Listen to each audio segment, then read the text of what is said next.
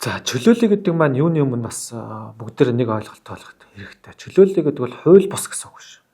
Хуулийн дагуу эсвэл хуулиас давсан тэр хэсгүүдийг нь бол байхгүй болгож чөлөөлж байгаа. Өөрөөр хэлбэл хүнд суртал. Хүнд суртлаас чөлөөлж байгаа. Хүнд суртал маань өөрөө олон янз байгаа ш. Нэгдүгээр үнэхээр тэр одоо хүмүүс начаалтай одоо тэр хүсэлтийг шийдвэрлэж амжихгүй байсан гэж болно. За эсвэл одоо үнэхээр одоо зөв бус шалтгаанаар одоо хүмүүс ярьдаг нэг гар хүндрэх гээд бас ингэж одоо хүн зурцлыг үзүүлж байсан байж болно. Тэгэхээр чөлөөлөл санаачлал бол юуны өмнө хуулийн дагуу үйл ажиллагаануудыг хууль бус шаардлага, хууль бус тэр баримтчиг бүрдүүлэлт, хууль бус тэр дүрм журмын ачаалаас чөлөөлж байгаа.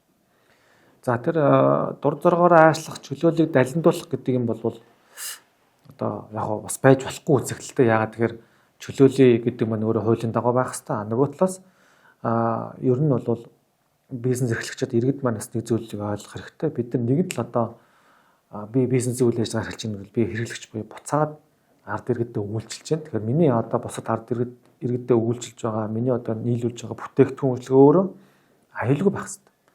Миний орон байр өөрөө тодорхой шаардлага хангасан байх хэрэгтэй. Одоо галын гарцтай байх хэрэгтэй гэдгийг гомсорлож ойлгож энэ үйл ажиллагааг хэрэгжүүлэх хэрэгтэй.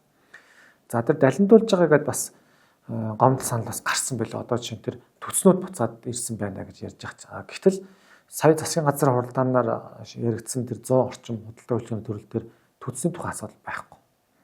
Төц гэдэг бол өөрөө нэг талаас болонгод жижиг одоо хүнсний бүтээгдэхүүн одоо худалдаалж байгаа бас цэгийг бас ойлгож болно.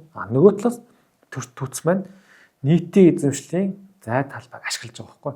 Энэ хоёр төрлийн үйл ажиллагаа яригдаж байгаа. Би одоо өөрийнхөө гэрт одоо юм худалдаж шалгуур хэрэг. Гэтэл нийтийн эзэмшлийн зам талбай, югууны зам дээр автобусны буудал дээр байршуулна гэдэг бол энэ өөрөө зөвшөөрлийн хууль заасан үйл ажиллагаа.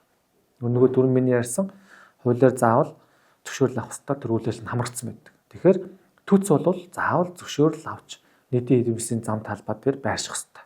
За үүнийхин тогтоох вөхөр аймаг нийслэлийн одоо дүүргийн удирдлагууд за манай дүүргийн энэ газар одоо төц бусад одоо хоолны цэг те явуулын хоолны цэг байрших хэрэгтэй гэдэг байрлал зааж өгөх хэрэгтэй зөвшөөрлийн хуулиар.